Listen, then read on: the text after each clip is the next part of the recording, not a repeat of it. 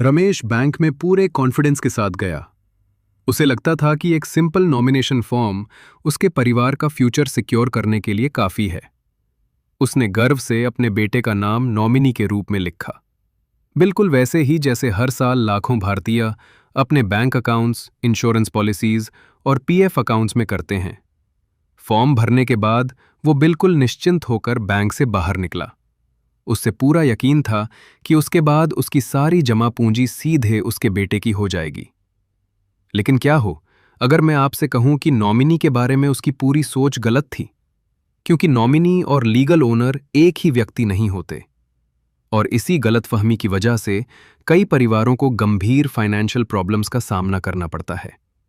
हर साल लोग bank accounts, insurance policies और पीएफ अकाउंट्स के नॉमिनी फॉर्म्स भर देते हैं, लेकिन कानून असल में क्या कहता है ये समझने की कोशिश नहीं करते।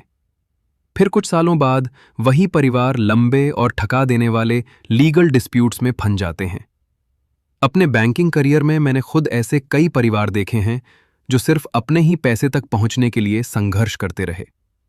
कई बार नॉमिनी का नाम क्लियरली रजिस्टर्ड होने के बाद भी बैंक्स को फंड्स रिलीज करने से पहले लीगल डॉक्यूमेंट्स की जरूरत पड़ती है।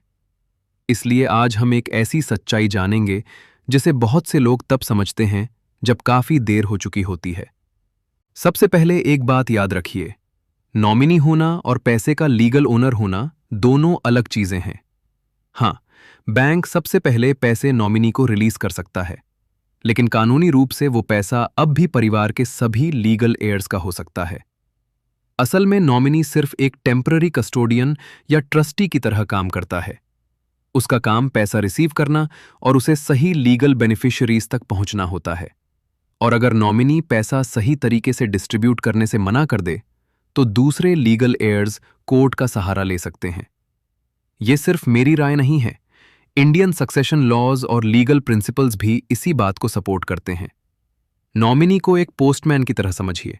जैसे पोस्टमैन पार्सल डिलीवर करता है, लेकिन पार्सल के अंदर जो है उसका मालिक नहीं होता, वैसे ही कई केसेस में नॉमिनी का रोल भी होता है। लेकिन इसका मतलब ये बिल्कुल नहीं कि नॉमिनी जरूरी नहीं है। नॉमिनी होना बहुत इंपॉर्टेंट है, क्योंकि ये फैमिली को तुरंत बैंकिंग डिलेज और पेपर वर्क की परेशानियों से बचाता है। इसलिए याद रखिए, नॉमिनी पैसे तक पहुंचने में मदद करता है, लेकिन हर सिचुएशन में वो वेल्थ का फाइनल लीगल ओनर नहीं होता। अब यहां कहानी में एक बहुत इंपॉर्टेंट ट्विस्ट आता है, क्योंकि रूल्स एसेट के टाइप के हिसाब से बदल सकते हैं। और यही वो बात है जिसके बारे में बहुत कम लोग खुलकर बात करते हैं। कई लाइफ इंश्योरेंस पॉलिसीज में नॉमिनी को डायरेक्ट बेनिफिशियरी माना जाता है। इसी तरह कई ईपीएफ और पीएफ अकाउंट्स में भी सिमिलर प्रिंसिपल्स अप्लाई होते हैं। लेकिन बैंक अकाउंट्स और म्यूचुअल फंड्स के रूल्स काफी अलग हो सकते हैं। इसीलिए सही नॉमिनी चुनना उतना सिंपल नहीं है जितना लोग समझते हैं। अब जरा सोचिए, अगर किसी इमोशनल क्राइसिस के दौरान आपके परिवार को इन सब रूल्स को समझना पड़े तो क्या होगा? कभी कभी नॉमिनी डिटेल्स अपडेट ना करना भी बाद में बहुत बड़ा फाइनेंशियल स्ट्रेस क्रिएट कर सकता है। इसलिए पहला स्टेप बहुत सिंपल है। अपने सभी फाइनेंशियल अकाउंट्स में नॉमिनी रजिस्टर करें और उन्हें रेगुलर बेसिस पर अपडेट करते रहें, क्योंकि आज का एक छोटा सा स्टेप कल आपके परिवार के लिए बड़ी सुरक्षा बन सकता है। और अब बात करते हैं सबसे पावरफुल फाइनेंशियल प्रोटेक्शन टूल की, एक लीगल विल की। एक प्रॉपरली ड्राफ्टेड विल क्लियरली बताती है कि आपके बाद आपकी एसेट्स किसको मिलनी चाहिए। ये कंफ्यूजन खत्म करती है, ये डिस्प्यूट्स को रोकने में मदद करती है और पूरे परिवार को लीगल क्लैरिटी देती है।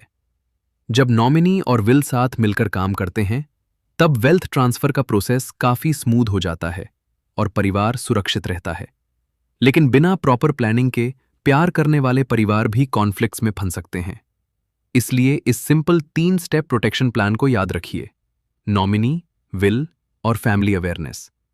अपने परिवार को अकाउंट्स, नॉमिनीज और इंपॉर्टेंट डॉक्यूमेंट्स के बारे में जरूर बताएं, क्योंकि इमरजेंसी के समय कंफ्यूजन सिर्फ इमोशनल ही नहीं, फाइनेंशियल केओस भी क्रिएट करता है। जब कम्युनिकेशन क्लियर होता है, तब मुश्किल वक्त में भी परिवार कॉन्फिडेंट रहता है। असली फाइनेंशियल सिक्योरिटी सिर्फ पैसे कमाने में नहीं है। असली सिक्योरिटी उन लोगों को प्रोटेक्ट करने में है जिनसे आप सबसे ज्यादा प्यार करते हैं। आज ही कुछ मिनट निकालिए और अपने फाइनेंशियल अकाउंट्स को रिव्यू कीजिए।